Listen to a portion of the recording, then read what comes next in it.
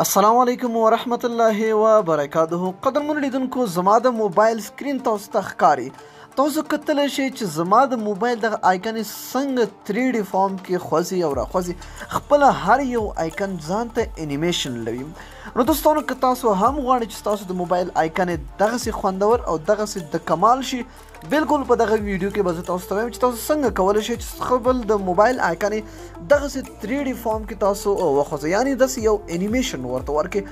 تاسو ته به خپله یعنې په لسو کې به 8-9 ملګري به تاسو نه خامخا تپوس کوي چې یاره ستا د موبایل دغه آیکن یې څومره ښکلي ډیزاین سره انیمیټډ کړي، یعنې خوځېږي راخوځېږي.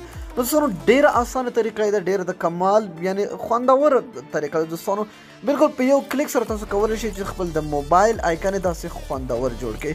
دوستانو، دا کیږي څنګه ډېره اسانه طریقه ده، صرف په یو کلیک سره. دوستانو، تاسو به د ټولو نه مخکې لاړ شئ ګوګل پلی ته، هغه ته بخښنه غواړم، هغه ته لاړ شئ تاسو کروم ګوګل ته، صحیح ده چې هر یو هغه ته تاسو ورځئ.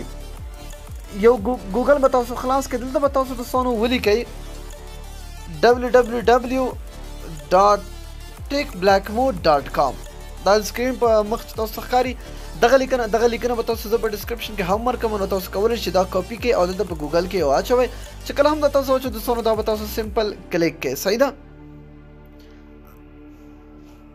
نو زه به دلته هغه کومه ده هغه شوی و.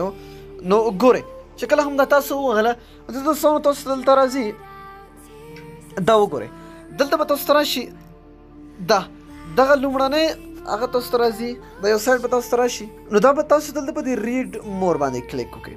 چې کله هم تاسو په دې ریډ مور باندې کلیک کړئ، نو دوستانو تاسو دلته کولی شئ که چېرته تاسو په خط باندې لږ پوهېږئ، نو دا به تاسو لږ ریډ کړئ، په دې باندې ځان ښه ښایسته پوه کړئ. نو دلته به تاسو لاندې راشئ، دلته به ډاونلوډ ایپ لیکلی وي، نو تاسو په دې ډاونلوډ باندې کلیک وکړئ، نو اټومیټیکلی به تاسو دغه اپلیکیشن څه کې ډاونلوډ شي.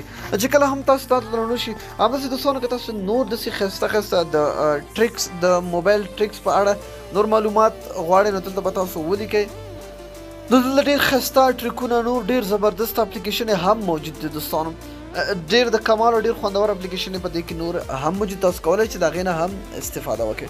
نو ګوره دوستانو، چې کله هم تاسو هغه اپلیکیشن ډاونلوډ کړه، سمپل اپلیکیشن به تاسو خلاص کړئ. دوستانو، چې کله هم تاسو خلاص کړه، نو اټومیټیکلی هلته به تاسو نه تپوس کوي چې لانچر نو اپلای به کې اټومیټیکلی به تاسو دغه اپلای شي، تاسو نه هیڅ هم نه غواړي، بالکل اټومیټیکل.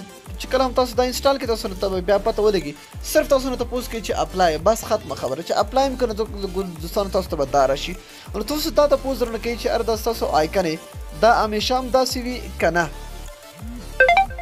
یعنې همیشه هم داسې خوځېږي راخوځېږي که نه، ضمن آلویز یا ایون نوټیفیکیشن یا نیور یا هېڅکله هم نه. او 10 منټه پس به دا خپله بیا دا سلیپ شي، یعنې اوده شانتې به شي، بیا به خپل حالت ته به راشي.